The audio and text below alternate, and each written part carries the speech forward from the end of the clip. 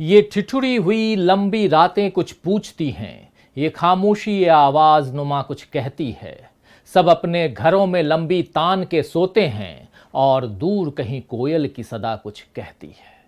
नमस्कार, मैं हूं राजीव और आप देख रहे हैं घूमता हुआ आईना।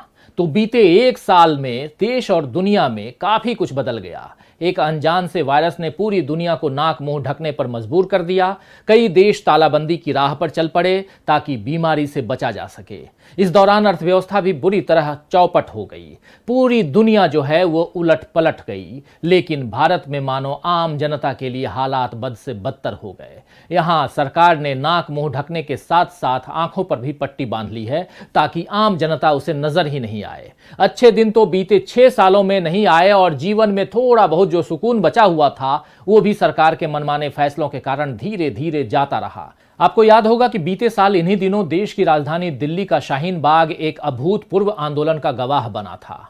मोदी सरकार ने नागरिकता को लेकर ऐसा कानून बनाया जिससे लाखों लोगों को अपना और भावी पीढ़ियों का भविष्य खतरे में नजर आया। नतीजा ये हुआ कि जो महिलाएं अमूमन घरों में रहती थीं वो इस कानून के विरोध में सड़कों पर बैठ गईं और उनसे प्रेरणा लेकर देश में जगह जगह शाहीन बाग जैसा आंदोलन खड़ा हो गया। तब इन महिलाओं को भाजपा समर्थक और सरकार के अंधभक्त देश विरोधी बताने से बाज नहीं आए, बल्कि उनकी ईमानदारी और चरित्र पर सवाल उठाए गए। एक साल बाद अब दिल्ली की सीमाओं पर फिर आंदोलन का ही नजारा है। इस बार नए कृषि कानूनों के कारण हजारों किसान सड़क पर बैठे हुए हैं, लेकिन सरकार अब उन्हें ही गलत बताने पर तुली हुई है। इधर देश में एक बार फिर भाजपा के विकल्प बनने और उसे कड़ी टक्कर देने की राजनीति भी शुरू हो गई है। सबकी निगाहें दरअसल शरद पवार पर है। वहीं पश्चिम बंगाल में भाजपा एक बार फिर साम दाम दंड भेद अपनाती हुई नजर आ रही है। तो आज आईने की नजर से आइए देखते हैं, समझते हैं और इसे समझने की कोशिश करेंगे कि किसानों की क्या है तकलीफ और कैसा है देश का राजनीतिक मिजाज। शुरुआत लेकिन करते हैं 2 हफ्ते से जारी किसान आंदोलन से। देश की राजधानी दिल्ली इस वक्त एक टापू जैसी बन गई है जिसके चारों ओर आंदोलित किसानों का सैलाब उमड़ा हुआ है। कोरोना संकट के बीच बड़ी मुश्किल से आयोजित संसद सत्र में मोदी सरकार ने अपने बहुमत की ऐंठ दिखाकर 3 नए कृषि कानूनों को पारित करवा लिया, जिससे देश के किसान खुद को बेहद असुरक्षित और असहाय महसूस कर रहे हैं। वे चाहते हैं कि मंडी की व्यवस्था और एमएसपी दोनों कायम रहे, लेकिन सरकार इस बात का लिखित आश्वासन नहीं दे रही है। केवल मुंहजुबानी भरोसा दिला रही है कि हमने जो भी कानून बनाए हैं वो किसानों की कमाई बढ़ाएंगे। हालांकि किसान भी जानते हैं कि इससे उनकी रही सही आमदनी भी खतरे में पड़ जाएगी और मुनाफा केवल उद्योगपतियों का होगा। बीते 18 दिनों में कम से कम 11 किसानों की इस आंदोलन में जान चली गई, लेकिन सरकार अपनी जिद पर अड़ी है और अब तो भाजपा सांसद और मंत्री सरेआम किसानों को नक्सलवादी, देश विरोधी, उग्रवादी बताने से बाज नहीं आ रहे। केंद्रीय रेल मंत्री पीयूष गोयल ने साफ तौर पर कहा है कि इस आंदोलन में वामपंथी अपना एजेंडा चला रहे हैं। इस तरह के बयानों से जाहिर होता है कि सरकार को किसानों की नहीं बल्कि विरोधी दलों के एजेंडे की चिंता है। इससे पहले भी किसानों को खालिस्तानी कहा गया था। उन पर आरोप लगाया गया था कि वे विरोधी दलों के बहकावे में आ गए हैं। यानी सरकार सीधे सीधे किसानों की समझ पर उंगली उठा रही है। किसान भले ही किसी भी दल को वोट दें, लेकिन वे सारे देश के हैं और दलगत राजनीति से ऊपर उठकर उनके उगाए अनाज से देश का पेट भरता है। उद्योगपतियों के चंदे के लालच में भाजपा को किसानों का दर्द नहीं दिख रहा और वो उन्हें भी अपनी राजनीति का मोहरा बना रही है। तो सरकार किसानों के साथ दुश्मन जैसा रवैया अपना रही है। आपको शायद याद हो कि 2014 में मोदी जी ने यूपीए सरकार की आलोचना करते हुए कहा था कि जय जवान जय किसान अब मर जवान मर किसान बन चुका है। लेकिन अब खुद मोदी जी का रवैया भी किसानों और जवानों के साथ शायद ऐसा ही है। किसानों की मांग मानने की जगह सरकार वार्ताओं का दौर कर टाइम पास कर रही है। शायद सरकार सोचती है कि ठंड बढ़ती जाएगी और खुले में रहना मुश्किल होगा तो किसान अपने आप आंदोलन से छिटकते जाएंगे। लेकिन जैसा हौसला पिछले साल शाहीन बाग में देखने को मिला था वही अब भी देखने को मिल रहा है। लोगों का हुजूम किसानों का साथ देने के लिए पहुंच रहा है। आंदोलनकारियों की मदद के लिए कहीं लंगर चल रहे हैं तो कहीं स्वास्थ्य शिविर। सरकार के भक्तों को इसमें भी तकलीफ हो रही है कि किसानों के पैर क्यों दबाए जा रहे हैं या उनके खाने के लिए रोटी के साथ साथ पिज्जा की व्यवस्था क्यों की गई है। यह निम्न स्तरीय सोच बतलाती है दरअसल कि हम वर्ग भेद वाले समाज में कितना यकीन करते हैं। गरीब किसान पिज्जा खाए तो गलत और अमीर नेता सरेआम पार्टी करें तो उस पर वाहवाही। ये दोहरे मापदंड बताते हैं कि सरकार की मनमानी के खिलाफ आवाज उठाना कितना जरूरी है, वरना देश का गरीब और गरीब हो जाएगा और अमीर उद्योगपति अरबों में खेलेंगे। जब से पूंजीवादी ताकतें देश की सत्ता पर हावी हो गई हैं, तब से ऐसे नियम कायदे बनने लगे जिससे कॉरपोरेट का मुनाफा होने लगा और खेती किसानी जैसे काम घाटे का सौदा बन गए।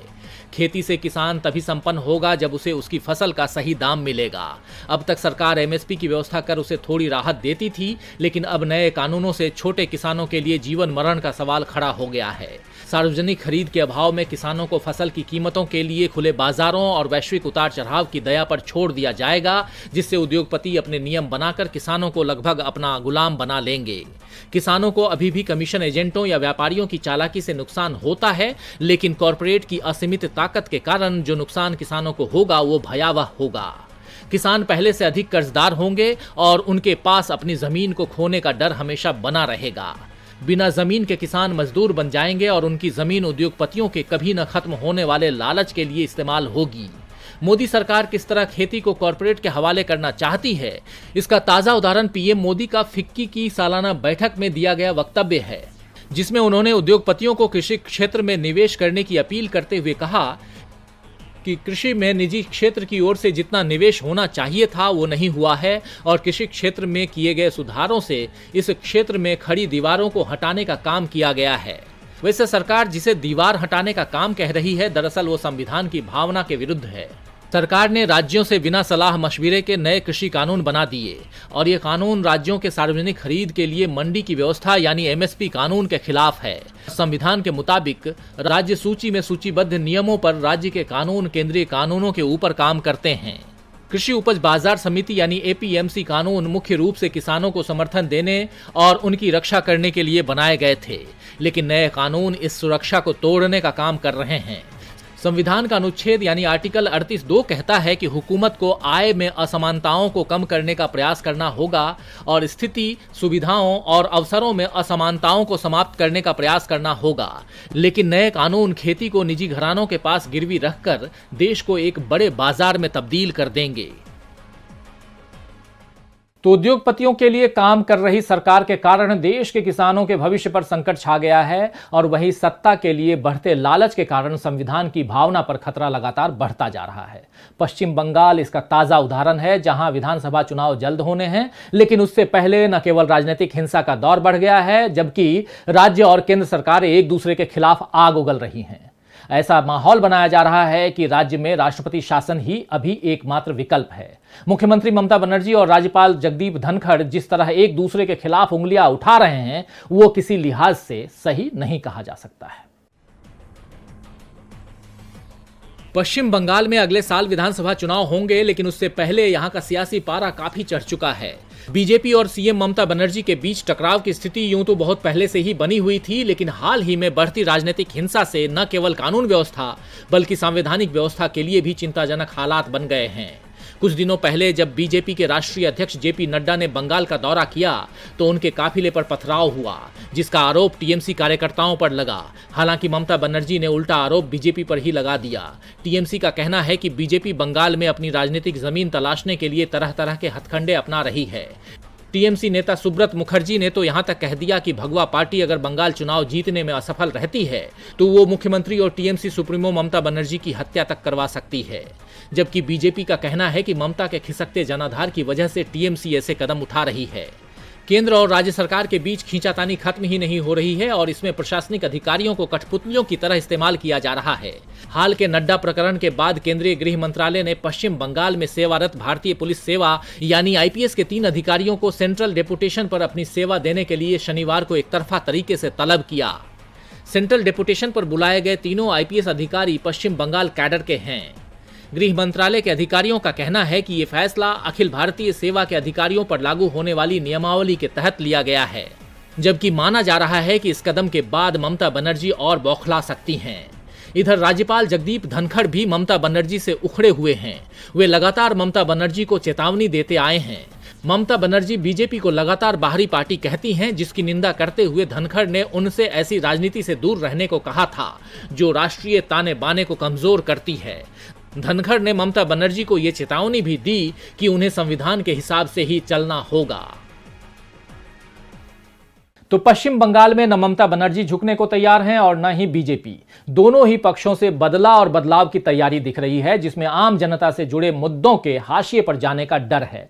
वैसे भी पश्चिम बंगाल में बीते कुछ सालों में सांप्रदायिक ध्रुवीकरण भरपूर हो चुका है। किसका हिंदुत्व असली है और किसका नकली, अब इस पर बहसें हो रही हैं। जबकि कुछ सालों पहले तक उद्योग, व्यापार, शिक्षा और स्वास्थ्य के मुद्दे जैसे अहम होते थे, ये देखने वाली बात यहां यह होगी कि क्या विधानसभा चुनाव में जनहित के ऐसे मुद्दे प्रमुख स्थान पर रहेंगे या फिर सारा चुनाव हिंदू और मुसलमान, स्थानीय और बाहरी के नाम पर लड़ा जाएगा। वैसे भी खबर यह है कि 17 दिसंबर को deputy election commissioner Sudeep Jain 2 दिनों के बंगाल दौरे पर जाएंगे और कहा यह भी जा रहा है कि चुनाव आयोग बंगाल के चुनाव के लिए किसी भी तरह की ढील देने वाला नहीं है। आयोग अपनी तैयारियों को जल्द से जल्द पूरा कर लेना चाहता है।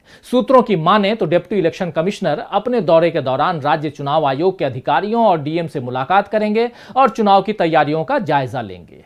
यानी बंगाल में जल्द ही चुनाव का शोर सुनाई देने लगेगा। यही शोर कुछ वक्त पहले आपको याद होगा कि बिहार में सुना गया था, जिसमें बीजेपी के खिलाफ विपक्ष एक मजबूत गठबंधन बनाने से चूक गया और बाजी बीजेपी के हाथ में लग गई।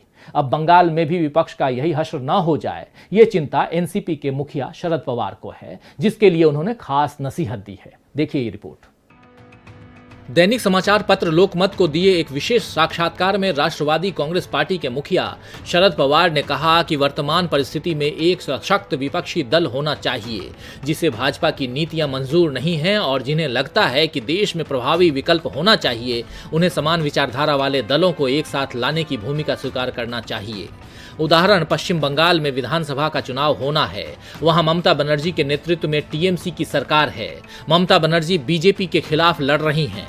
ऐसे में वहां कांग्रेस हो या वाम विचारधारा के लोग हों, जिन्हें भी बीजेपी मंजूर नहीं है, उनका ममता के विरोध में खड़ा होना बीजेपी को मजबूत बना रहा है। ऐसा अनेक राज्यों में हो रहा है और इसका फायदा बीजेपी को मिल रहा है। मेरे जैसे व्यक्ति की इच्छा है कि एक बार सभी भाजपा विरोधी पार्टियों के साथ संवाद स्थापित किया जाए, प्रयास किया जाए कि क्या कोई सुधार हो सकता है। ऐसा प्रयास करना राष्ट्रीय आवश्यकता है। तो शरद पवार की इन बातों से जाहिर होता है कि विपक्षी दलों में एकजुटता को लेकर नए सिरे से प्रयास शुरू हो गए हैं। वैसे पिछले आम चुनाव से पहले सोनिया गांधी ने भी इस तरह की कोशिश की थी, आपको याद होगा, और ममता बनर्जी ने भी कोशिश की थी। एक मंच पर 20-22 विपक्षी दलों के नेता एक साथ खड़े भी हो गए, लेकिन फिर अपने अपने स्वार्थों के कारण सारी कोशिशें दरकिनार हो गईं। क्षेत्रीय स्तर पर कोई भी दल अपना वर्चस्व कम नहीं होने देना चाहता है और इसका पूरा फायदा बीजेपी को मिलता है। बिहार चुनाव इस बात का साक्षी भी है कि कैसे आरजेडी और कांग्रेस जैसे दलों की महत्वाकांक्षा के आगे जीतन राम मांझी और उपेंद्र कुशवाहा जैसे नेता भी झुकने को तैयार नहीं हुए और इसका पूरा लाभ जो है, पूरा फायदा विपक्षी दल यानी कि बीजेपी को मिला। अब तक कांग्रेस को एक सशक्त विकल्प के रूप में देखा जाता था, लेकिन चुनाव दर चुनाव में मिलती हार और उसकी अंदरूनी खटपट कांग्रेस को लगातार कमजोर कर रही है। कुछ दिनों पहले आपको याद होगा कि यह चर्चा भी चली कि यूपीए की बागडोर शरद पवार के हाथ आएगी, लेकिन कांग्रेस के कुछ नेताओं को इस विचार पर आपत्ति है। हाल ही में 80 बरस के हुए शरद पवार को लेकर पुराने राजनीतिक किस्से नए सिरे से सुनाए जाने लगे हैं और उनमें यही बात उभर कर सामने आ रही है कि कैसे कांग्रेस की दरबारी पॉलिटिक्स का शिकार हुए शरद पवार योग्य होते हुए भी प्रधानमंत्री नहीं बन पाए। इस चर्चा के साथ ये बात भी उठने लगी है कि क्या अब वे यूपीए की बागडोर संभालेंगे। दरअसल कुछ दिनों पहले महाराष्ट्र की महाअघाड़ी सरकार का नेतृत्व कर रही शिवसेना की ओर से ऐसा बयान आया था। खबरों के मुताबिक शिवसेना सांसद संजय राउत ने कहा है कि कांग्रेस अब कमजोर हो चुकी है, इसीलिए विपक्षी दलों को साथ आने और यूपीए को मजबूत करने की जरूरत है। अगर एनसीपी मुखिया शरद पवार को यूपीए का चेयरपर्सन बनाने का कोई प्रस्ताव आता है तो शिवसेना उसका स्वागत करेगी, लेकिन मैंने सुना है कि उन्होंने इस प्रस्ताव को नकार दिया है। वैसे एनसीपी की ओर से गुरुवार को इस बात को ये कहकर खारिज कर दिया गया कि ये सब मीडिया में आई बेबुनियाद चर्चाएं हैं और इस मामले पर यूपीए में शामिल दलों के बीच कोई चर्चा नहीं हुई है। लेकिन कांग्रेस के कई नेता इस कानाफूसी से नाराज दिख रहे हैं। मुंबई कांग्रेस के पूर्व अध्यक्ष संजय निरुपम ने ट्वीट कर राउत के इस बयान पर प्रतिक्रिया दी है। निरुपम ने कहा है कि दिल्ली से मुंबई तक राहुल गांधी के खिलाफ जो अभियान चल रहा है, शरद पवार को यूपीए का चेयरपर्सन बनाने का शिगुफा उसी का हिस्सा है। गौरतलब है कि कुछ दिन पहले जब शरद पवार ने कहा था कि राहुल गांधी में एकाग्रता की कमी है, तब भी कांग्रेस की ओर से इस पर सख्त ऐतराज जताया गया था। एनसीपी और कांग्रेस के बीच ये खींचातानी महाराष्ट्र की सरकार पर भी असर डाल सकती है। तो एक तरफ शरद पवार विपक्षी एकजुटता की बात कर रहे हैं, तो दूसरी ओर विपक्ष के प्रमुख दलों के बीच इस तरह की बयानबाजी चल रही है। ऐसा लगता है कि दो बिल्लियों की लड़ाई वाली कहानी समूचे विपक्ष को नए सिरे से सुनने की जरूरत है। उस लड़ाई में सारी रोटी बंदर के हाथ लग गई थी। आज देश की राजनीति उसी तर्ज पर चल रही है और देश को रोटी देने वाला किसान सड़क पर बैठा हुआ है कि इस रात की सुबह कब होगी। खैर, फिराक गोरखपुरी का एक शेर याद आता है कि उजले उजले से कफन में सहरे हिज्र फिराक, उजले उजले से कफन में सहरे हिज्र फिराक, एक तस्वीर हूं मैं रात के कट जाने की। तो आज के लिए बस इतना ही। फिर मिलेंगे खबरों के नए आईने के साथ। तब तक देखते रहिए टीवी लाइव। नमस्कार।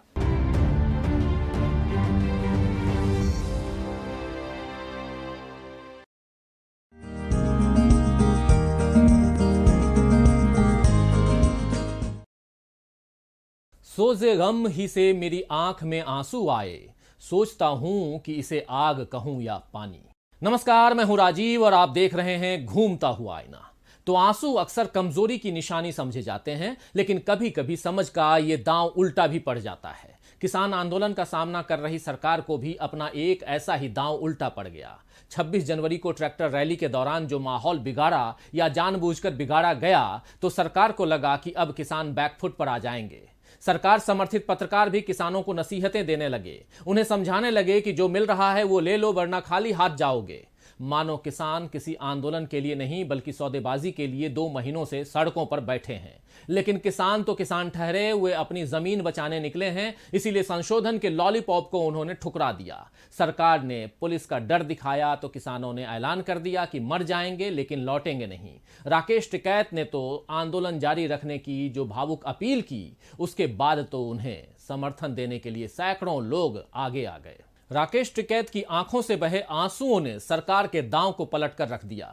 यह तय है कि किसान आंदोलन आसानी से अब खत्म नहीं होगा। आसानी तभी होगी जब सरकार कृषि कानून वापस ले ले, और फिलहाल इसके कोई संकेत नहीं मिल रहे हैं। अलबत्ता प्रधानमंत्री नरेंद्र मोदी ने बजट सत्र से पहले की गई सर्वदलीय बैठक में यह इशारा जरूर दे दिया है कि सरकार अब भी बातचीत के लिए तैयार है। ऐसा कहना शायद जरूरी भी था और उनकी मजबूरी भी थी, क्योंकि अभी मोदी सरकार के सामने अब तक की सबसे कठिन परिस्थितियों में बजट पेश करने की चुनौती है। कहां $5 ट्रिलियन की इकोनॉमी बनाने के ख्वाब थे और कहां खाली राजकोष भरने में कठिनाई इस समय हो रही है। तो आज आईने की नजर से पड़ताल करेंगे उस किसान आंदोलन की जिसमें आंसुओं ने नई धार पैदा कर दी है, और देखेंगे कि पहले से लड़खड़ाती अर्थव्यवस्था को क्या बजट के सहारे संभाल पाएगी सरकार। तो आइए सबसे पहले देखते हैं राकेश टिकैत की वो घोषणा जिसने आंदोलन को नए सिरे से जिंदा कर दिया। राकेश टिकैत न गांव जाएगा, न धरना खाली करेगा, न धरना स्थल खाली होगा। सरकार से बात होगी, कानून पे बात होगी। टिकैत जी, आप भावुक हो गए, ऐसा क्यों? आप भावुक करता नहीं, मेरे किसानों को मारने की कोशिश जी। यहाँ पे किसानों के ऊपर लाठी चलाओगे, एक सरदार बिरादरी को बर्बाद करोगे, उनके खिलाफ जब तक कार्रवाई नहीं होगी नहीं जाएगी। अब तक किसान आंदोलन के कई बड़े चेहरों में से एक राकेश टिकैत ने जब किसानों की मांगें पूरी करने के लिए जान तक दे देने का ऐलान किया, बस तभी मध्यम पड़ रहे किसान आंदोलन में नई जान पड़ गई। दिल्ली में पुलिस को आगे करके पहले मोदी सरकार ने कोशिश की थी कि किसानों को आंदोलन करने से रोक सकें, लेकिन वो ऐसा नहीं कर पाई। अलबत्ता 26 जनवरी को जब किसान आंदोलन के नाम पर कुछ लोगों ने उत्पात मचाया और इसका ठीकरा किसानों पर फोड़कर आंदोलन को नए तरीके से बदनाम करने की एक और कोशिश की गई, तो उधर यूपी की आदित्यनाथ योगी सरकार ने भी गाजीपुर बॉर्डर को खाली करने का फरमान जारी कर दिया। भारी संख्या में पुलिस के जवान पहुंच गए। आंदोलन के हिंसक हो जाने की बदनामी से आहत किसान योगी सरकार के फरमान से कुछ और टूट गए। सरकार को लगा कि एक धक्का और वाली रणनीति पर चलकर वो इस आंदोलन को तोड़ देगी, लेकिन इस बार मोदी और योगी सरकार का पाला महेंद्र सिंह टिकैत के बेटे राकेश टिकैत से पड़ा था, जो अब तक कानून वापसी की मांग करते हुए शांति से आंदोलन कर रहे थे। लेकिन अब उन्होंने आर पार वाले अंदाज में सरकार को चुनौती दे दी। उन्होंने एक और घोषणा की कि मेरे गांव के लोग जब तक मुझे पानी नहीं देंगे मैं पानी नहीं पीऊंगा। उनकी ये भावुक अपील किसानों को फिर से एकजुट करने में कामयाब हो गई। टिकैत के समर्थन में हजारों लोग खड़े हो गए और भारतीय किसान यूनियन का हौसला बढ़ा। उसने गाजीपुर बॉर्डर के आसपास के किसानों को वहां पहुंचने और बाकी किसानों को अपने अपने इलाकों में टेंट गाड़ देने का निर्देश जारी कर दिया। किसान आंदोलन में साथ देने के लिए उत्तर प्रदेश, पंजाब और हरियाणा से रातों रात सैकड़ों ट्रैक्टर गाजीपुर पहुंच गए और आखिरकार योगी सरकार को गाजीपुर बॉर्डर खाली करवाने का इरादा छोड़ना पड़ा। तो केवल किसान ही नहीं बल्कि राजनेताओं का समर्थन भी टिकैत को मिलने लगा। दिल्ली के मुख्यमंत्री अरविंद केजरीवाल ने राकेश टिकैत से बात की और आंदोलन को समर्थन देने का भरोसा दिया। कांग्रेस सांसद राहुल गांधी ने एक ट्वीट किया जिसमें इस पक्ष या उस पक्ष में होने की बात कही। उन्होंने लोकतंत्र का साथ देते हुए किसान आंदोलन के समर्थन में खड़े होने का ऐलान किया। राष्ट्रीय लोकदल ने खुले तौर पर राकेश टिकैत को समर्थन देने का ऐलान कर दिया और समाजवादी पार्टी ने तो बाकायदा समाजवादी किसान समिति का गठन कर दिया है जो ये देखेगी कि किसानों के साथ कोई अन्याय तो नहीं हो रहा है। बेशक अखिलेश यादव ने यह कदम विधानसभा चुनावों के मद्देनजर उठाया है, लेकिन इससे किसानों के हौसले और मजबूत हुए हैं। हालांकि सरकार के तेवर अब भी नहीं बदले हैं, उसकी सुई अपने दिए प्रस्तावों पर अब भी अटकी हुई है। इस बीच अन्ना हजारे ने 30 जनवरी को नए कृषि कानूनों के खिलाफ आमरण अनशन का बिगुल बजाया था, जो बहुत जल्दी खामोश भी हो गया। यूपीए सरकार की नींव हिलाने में अन्ना हजारे के लोकपाल आंदोलन का बड़ा हाथ रहा है। उस वक्त देश में यही माहौल बना कि यूपीए सरकार में भ्रष्टाचार अपने चरम पर है। देश की सबसे बड़ी समस्या भ्रष्टाचार है और एक बार लोकपाल बिल आ गया तो देश की सारी दिक्कतें दूर हो जाएंगी। अन्ना हजारे को देश का दूसरा गांधी बना दिया गया और उनके आंदोलन के कई साथी जैसे अरविंद केजरीवाल, किरण बेदी, वीके सिंह सत्ता सुख प्राप्त करने में कामयाब रहे। यूपीए सरकार को सत्ता से हटाकर भाजपा की सरकार केंद्र में आ गई और अन्ना अपने गांव रालेगण सिद्धि पहुंच गए। वहां पहुंचकर भी जब कभी अन्ना हजारे को गांधी की याद आ जाती तो वो किन्हीं मुद्दों को लेकर उपवास पर बैठ जाते, लेकिन भाजपा किसी न किसी तरह उनके उपवास को खत्म करवा लेती। दरअसल असली गांधी तो किसी कीमत पर अपने सिद्धांतों से नहीं हटते थे, लेकिन गांधी टोपी पहनकर कोई गांधी तो नहीं हो सकता। अन्ना हजारे पर भी यही बात लागू होती है। नए कृषि कानून पर वे मोदी सरकार के खिलाफ मुंहजुबानी काफी खर्च कर रहे थे, लेकिन उनका विरोध शब्दों तक ही सीमित रहा। कुछ दिन पहले उन्होंने गांधी पुण्यतिथि पर फिर से अनशन करने का ऐलान किया था। अगर अन्ना हजारे वाकई अनशन पर बैठ जाते तो शायद यूपीए सरकार की तरह मोदी सरकार के लिए भी मुसीबत हो जाती, लेकिन भाजपा नेताओं से मिलकर उन्होंने अनशन का फैसला रद्द कर दिया और कहा कि केंद्र सरकार उनकी कुछ मांगों पर सहमत हो गई है।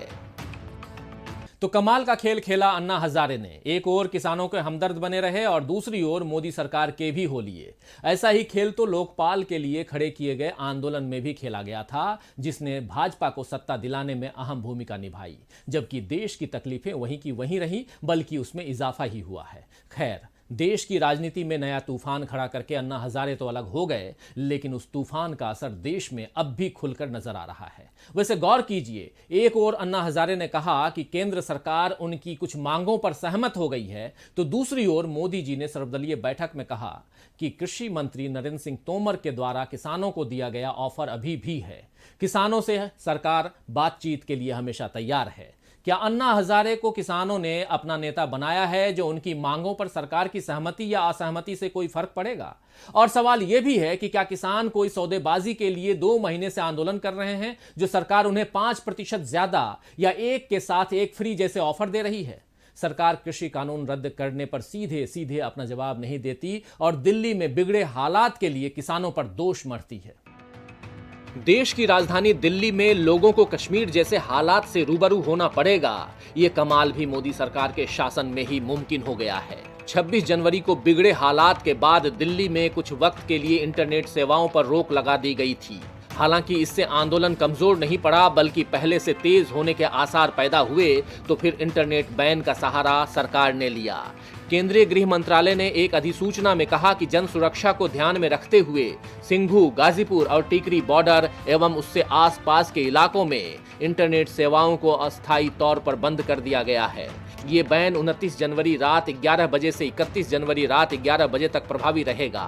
सरकार शायद सोचती है कि सूचना के इस तेज माध्यम पर रोक लगेगी तो आंदोलन पर इसका असर पड़ेगा, लेकिन सरकार को याद रखना चाहिए कि जब अंग्रेजी राज के खिलाफ देश में तरह तरह के आंदोलन खड़े हुए थे तब इंटरनेट नहीं था, लेकिन अन्याय के खिलाफ लोगों को खड़े होने से कोई रोक नहीं सका था। बेशक दिल्ली में गणतंत्र दिवस के दिन जो माहौल खराब हुआ वो कतई नहीं होना चाहिए था। खुद किसान आंदोलन के नेताओं ने इसकी निंदा की और 30 जनवरी को सद्भावना के लिए उपवास भी रखा। इसके साथ 1 फरवरी को संसद मार्च भी रद्द कर दिया।